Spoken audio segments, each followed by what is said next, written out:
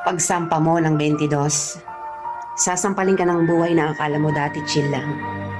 Malalaman mo na yung mga salitang hindi pinupulot ang pera, na dati ay naririnig mo lang sa mga magulang mo.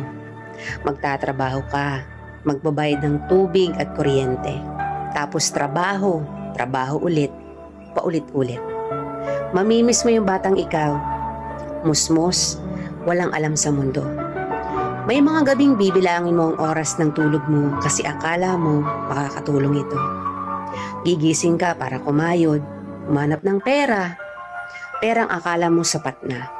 Pero dahil salat ka, wala kang magagawa kung hindi tanggapin ang katotohanang ganito ang buhay.